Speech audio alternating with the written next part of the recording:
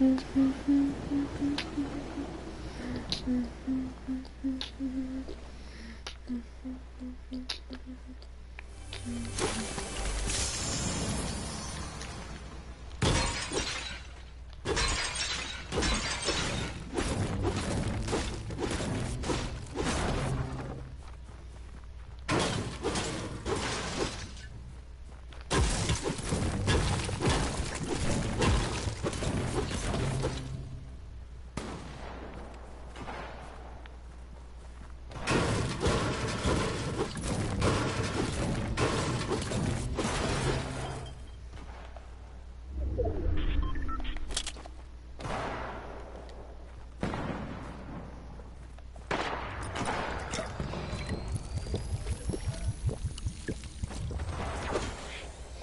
think I know I could break right through that.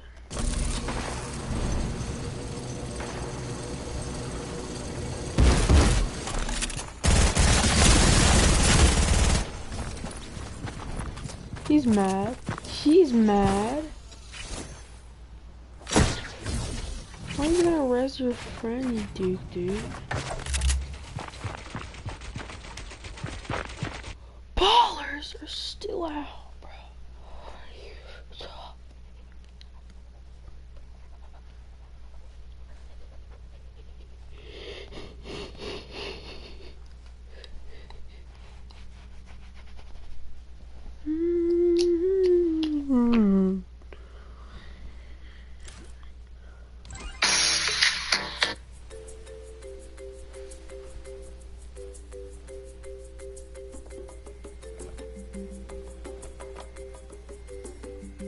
Welcome to r/ProRevenge, where a victim sends his abusers to jail for over a decade. Background: this ProRevenge took place when I was in high school in the mid-2000s, a time in my country when there was much public outcry over bullying and hazing in boarding schools. A couple of students in different schools had died from injuries resulting from bullying. Other schools were rioting and burning stuff. They were under increased scrutiny. It was a whole thing. Personally, my life in high school was not fun. I was a fat boy with very low self-esteem going into my first year. The bullying I experienced quickly led to a depression. I was prone to self-harm and recklessness and a bit of suicidal ideation. The thing that made high school particularly nightmarish, though, was the sexual abuse. Low-key comments about my sexuality from this group of about 5 boys in 4th form. They called me and my best friends gay. The social stigma associated with homosexuality here is really extreme. These boys would stalk and terrorize me. They left threatening notes under my sheets. We're going to F you up for being a effing gay. We're going to effing rape you, etc. So I had only one close friend who knew what was going on. Ironically, after an entire term of convincing everyone that I was gay, this same group began sexually abusing me. I'll spare you the details, but my first year in high school was the worst time of my life. But you're not here for my sad story, so moving on. Sometime in the middle of the term, the vice principal of our school was changed due to the aforementioned public backlash from the bullying scandals. The previous vice principal was a decent man, but the new VP was not. He came with a well-earned reputation of being unnecessarily harsh, dishing out suspensions and expulsions like candy on Halloween. The last straw. A few weeks after the new VP came in, I'm having an incredibly sucky week that is really battering my mind. Yes, the bullying and sexual abuse was still going on. Now, every Friday night, a group of kids used to climb through a window into the computer lab and play video games. The windows had bars on them, but a slim person could fit through. I am not slim by any definition, unless the definition is fat. Among this group of kids was this troublemaker dude in my class and my dorm with the same common name. Turns out the VP had confused the two of us, and I was the one who was in his crosshairs. That Friday, the kids were caught. Some of them, including my namesake, managed to escape. The VP was called in, and the students who were caught snitched. Security was sent to the dorms to bring the other culprits. Cue me being woken up at 3 a.m. in the morning and dragged to the scene of the crime to endure a beating for something I hadn't done. Corporal punishment was technically legal then and now. My explanation that there is clearly no way for me to fit through the window was met with more canings. What really pissed me off was that the VP had us bring our belongings to his office at night for an inspection with the excuse of searching for stolen computer equipment. He came across my very private journal, and like the dick he was, he proceeded to ridicule me for having a diary in front of the teachers, watchmen, and the students I was bundled with. It didn't help matters that I broke down and cried in front of them. I don't think I have ever felt such humiliation in my life. We were suspended for 2 weeks. 2 weeks later, my parents took me back to the school. I had only told them of the mistaken identity that I suspected and the wrongful accusation. They already knew about the I didn't tell them about the VP going through my diary or the sexual stuff. I was still writhing in humiliation. The VP, being the absolute bunghole that he was, had convinced himself that I was the ringleader of this group of boys, again, mistaken identity, and thus deserved extra punishment. He ordered me to clear out a large patch of weeds and overgrown grass between the rugby pitch and the hockey field, about the size of a football field, using only a slasher. Just as I'm about to head out, it starts raining and it's the middle of July, so much cold. Temperatures regularly dip to below 10 degrees Celsius at night. So instead of going to the field, I hit the glass to wait out the rain. A few minutes later, the VP barged in, furious, interrupting the geography lesson. He proceeded to tear me a new and then he tried to expel me if I left the punishment. Mind you, this was one of the best schools in our region. It had actually been my first choice. He then proceeded to cane me again just to make his point.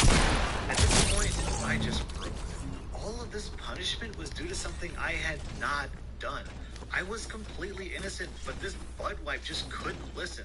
The ridicule, the humiliation, the bullying, and the abuse all just came to a head at that point, and I decided to just F it all to heck.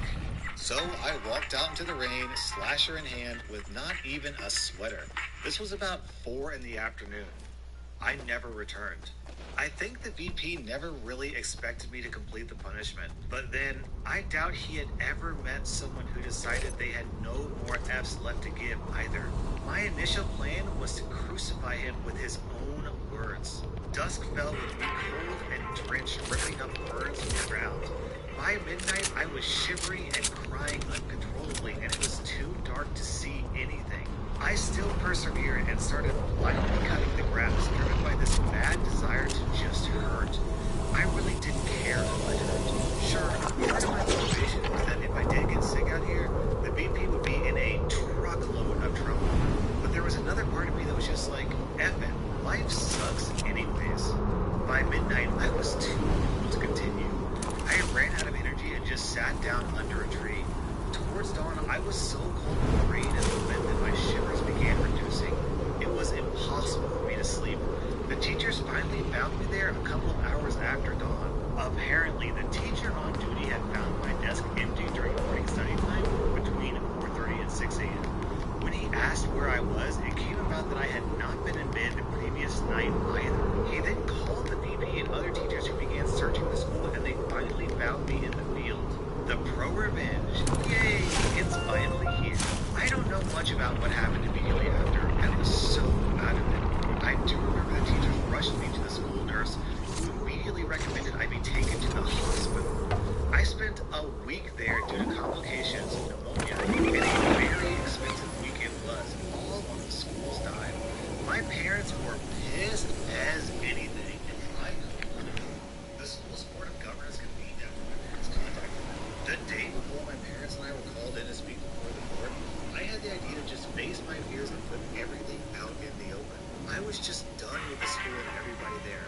So on that day, in front of a group of musty old men in the boardroom, I finally shed my burden. I told them everything. My only motivation being to bury the peace of the vice principal and my tormentors. I don't think I've ever done anything that scary before. From the mistaken identity, the suspension, the punishment, the rain, the threat to expel me, I decided to seek shelter, and the crown jewel, the bullying and the sexual abuse, I laid it all out. I knew that would definitely get their attention. The board called my best friend, who backed me up. The VP was in no position to win a he said, they said contest with us at that moment. The VP was fired that day. A few days later, a zero-tolerance policy on bullying was announced. I think the board was acutely afraid of finding themselves in the news for all the wrong reasons. They didn't want their school to be one of those schools, despite the fact that it was one of the worst. Over the holidays, my friends told me that things got really serious after that. People didn't know why, but suddenly, any act of bullying was met with immediate and unconditional expulsion. As for the boys who had been terrorizing me, they were arrested. My dad went to the police to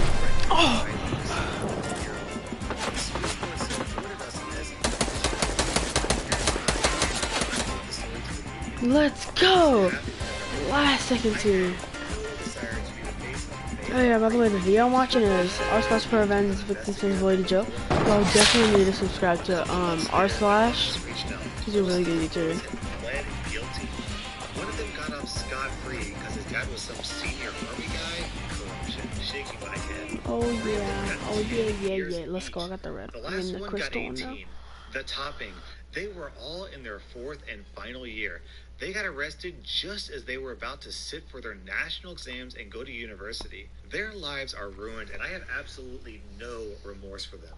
This is normally the part in the video where I would crack a few jokes, but on a more serious note, guys, if you're being bullied or sexually abused in school, or if you have suicidal thoughts, I really want to encourage you to reach out to someone in your school. Every school should have a counselor or a nurse or someone you can talk to. There are also hotlines that you can look up online if you want to talk to someone anonymously. The point is, you don't have to go through this alone.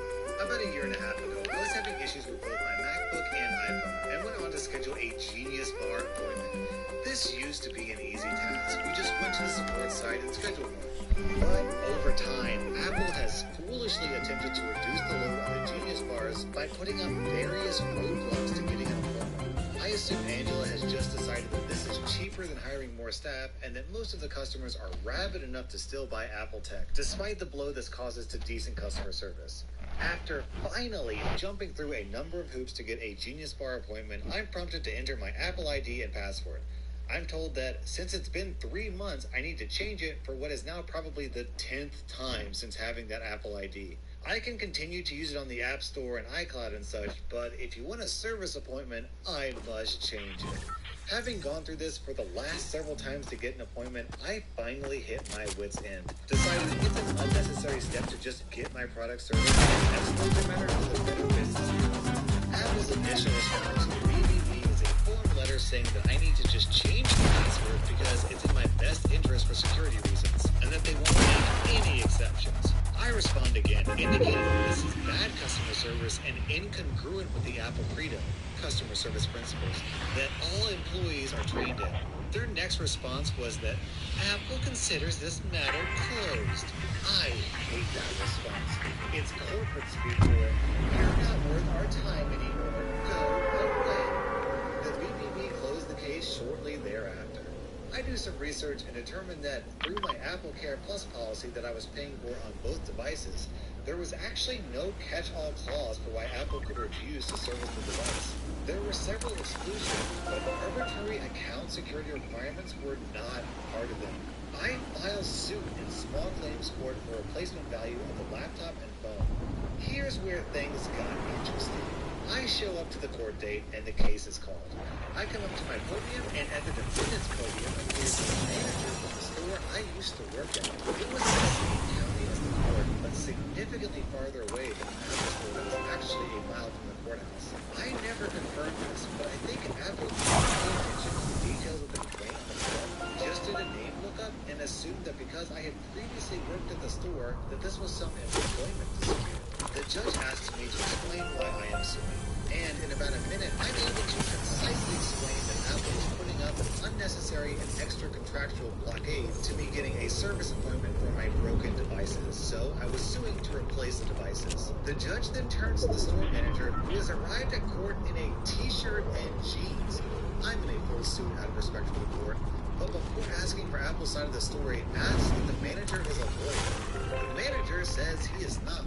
The judge said that the case laws require that only the chief executive representing the court, but they have to hire a lawyer to remove it to a higher court. Set up a Genius Bar appointment right here, right now, at my convenience to get the products repaired. The judge deems this reasonable. We agree on a time for me to come into my old store for service, and the case is continued for 2 weeks out on the chance that things don't work out. I attend my appointment and the technician is able to resolve all of my issues, and in addition, a senior Apple technician contacts me by email to indicate that he's overridden the password expiration requirement on my Apple ID, and I will never have to change it again. Cool deal. But I'm still out $60 for following this court case to actually get things moving along. I appear for the continued court date, and the same manager appears again too. The docket is especially busy on this date. We have a different judge who is slashing through cases, no nonsense.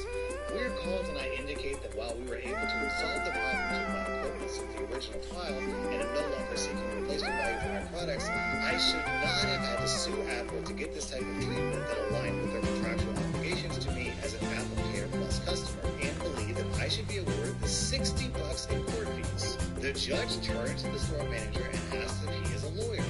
Manager says no. Judge number 2 gives him the same spiel. Manager retorts that he still believes that the court fees shouldn't be Apple's responsibility because blah blah blah. And judge, pressed for time, turns to me and says, I assume you don't want to have to come back here again for them to get a lawyer? I say no, thinking that he's going to give me the full 60, but instead he says, okay then, you'll just split it so that we don't have to waste any more time on this. $30 to the plaintiff. According to my state's laws, a prevailing party gets all of their court costs. As such, I really disagree with the way the judge handled that, splitting it because he was in a hurry. I reached out to Apple's paralegal, who had emailed me right after the original trial to confirm that Genius Bar appointment, cite the relevant law, and say that the judge was pretty clearly in the wrong, and ask Apple to just cut me a check for the full $60. Otherwise, I'd have to appeal, which was an extra $125 they would surely lose, and then owe me $180. I was more or less appealing to their common sense. They didn't have it, responding that they would follow the court's judgment only and cut a check for $30. I think their pompousness continued in assuming that I was bluffing about the appeal. So, I appealed. Since the small claims court is a subordinate of the district court, it actually got appealed to the highest court in the county, the circuit court. This is big boy court. No BSing. I appear for my court date, and again, the same manager shows up.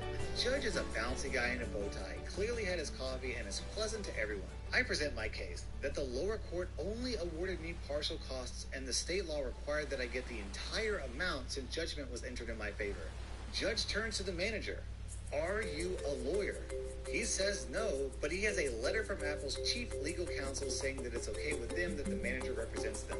The not like this, and his demeanor changes instantly.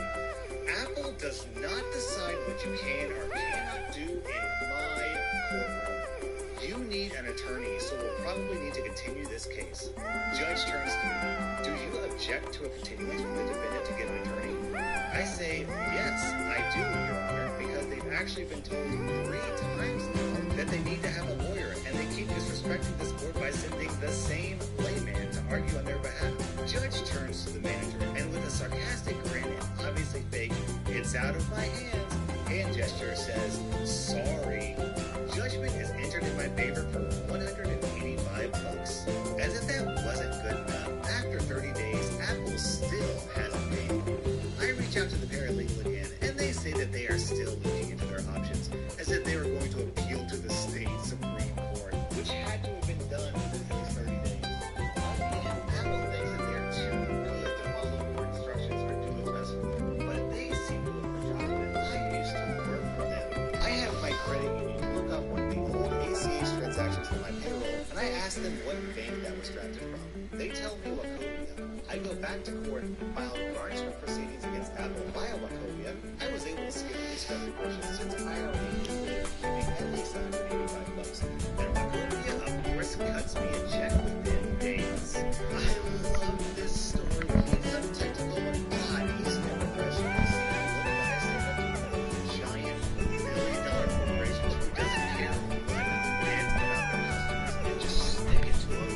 Oh, that's satisfying to me.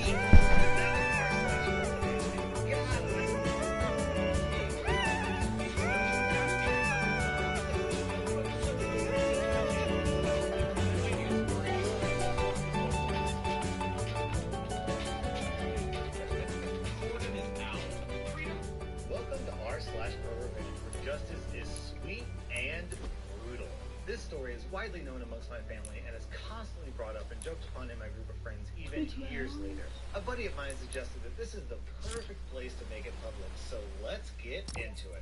Backstory: I was a senior in high school at the time, and I had never been the brightest student. I was a solid C student, and I had never received detention or had any kind of bad student record. This is important because to this day, I still have no idea why the teacher treated me this way. The teacher, who we believe Miss Frank, has been a teacher there for more than a decade and was widely known for being a petty, heartless jerk that the administrator saw as the golden child. Miss Frank taught algebra, which is my worst subject, so naturally I had issues understanding the lessons and would ask questions frequently. To some, these questions are easily answered, but to me, it was rocket science. Usually, when someone asks a dumb question, no one should address it. However, in Miss Frank's case, she would belittle me in front of everyone by saying things such as, "And here comes the slow boy again. Wow, surprise, surprise, you don't understand it again. Really? We have to go extra slow for you today, don't we?" Etc., etc.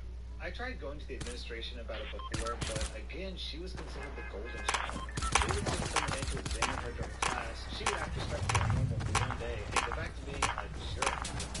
As for I had it. I went to the local radio shack, bought a recorder, and secretly recorded every insult she would throw at me. I would sometimes instigate to make up for the lost time. Go ahead, be the fire. Fast forward to the end of the year, I was in Mrs. Frank's class when I asked the question. Her response, and I quote because it's burned into my brain, was, "I've been teaching here for over 10 years, and that was the single dumbest question I've ever heard from anyone's mouth." She continued the lesson without answering. I calmly stood up, packed up my stuff, and headed to the nurse's office to dismiss myself from school. We were allowed to dismiss ourselves when we were 18. I compiled all of the proven tapes into one glorious masterpiece and headed back the next day to show the administrators. I sat down with the principal and listened to a couple of the insults before he stopped me. He wanted to warn witnesses present as well as Miss Franks. He told me we would meet the next day where I could show him and the rest of the administrators the full tape. I walk into school the next morning being the most nervous I've ever been for anything. I was called down to the office where I met with some board directors, the local school committee served the principal, the vice principal, and Miss Franks. What follows was some of the greatest minutes of my life. I watched as the administrators went from fed up with being in another useless meeting to furious and speechless, with some of them keeping their mouths open for the duration of the tape. I also watched Miss Franks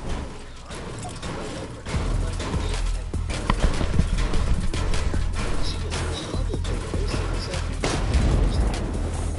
from the district.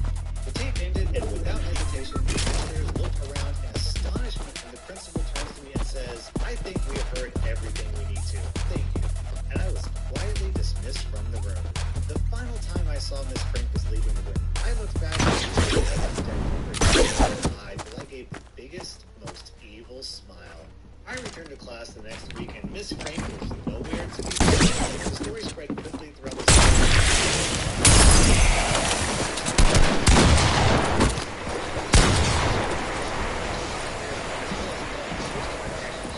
other teachers in the school.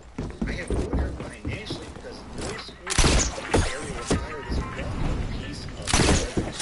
If you're reading this, Miss Frank, Miss Frank is going to have himself. The story was posted by Johnny Provolone. And I'm speaking to you, Johnny Provolone, if you're out there. And if you still have tapes, I will do anything to get those tapes. I would love to listen to those tapes and put them into a video. And to everyone else, be sure to subscribe to this channel, because if OP does give me permission to use those tapes, you're definitely going to be here to listen. I think that's bad. Hey, movie lovers, did you know you can watch TV on your phone? Discover a it's free. Alright, let's rock and roll, man. As you all may remember, Florida got pretty beaten up by a couple of hurricanes. That guy, that dyer, I thought I was gonna kill him right after I got a gun. And if he would have gave me a gun or something like that, I'm taught about it, just kill him. They also Right made away. a new one because of all the shingles that had come off and debris that had punctured it. My folks looked through roofing options and determined that a metal roof would be a great option to reduce damage and maintenance on the home. Plus, it would serve as a more energy-efficient option with passive solar collection and fewer thermal losses in the summer and winter. You wanna have like a It's good more like expensive, but loading my dad screen, was basically dude. r/personal finance incarnate while I was growing up. He's in his 60s and has finally concluded that he has F you money so long as that community is concerned. So the roof was a good investment. It looked like a win-win-win with that roof. Then they reviewed the HOA and saw that as of 1989, metal roofs are prohibited in the neighborhood, subject to fines and mandatory removal. Reviewing the bylaw further showed that it was clearly referring to older, worse tin roofs, not a proper metal line as market rate provides, which looks great and has all of those other benefits. My folks wanted to play by the rules though and called up the HOA to explain the situation. HOA was friendly and said that they would be looking into that bylaw. I don't like this music. Bro, I love this.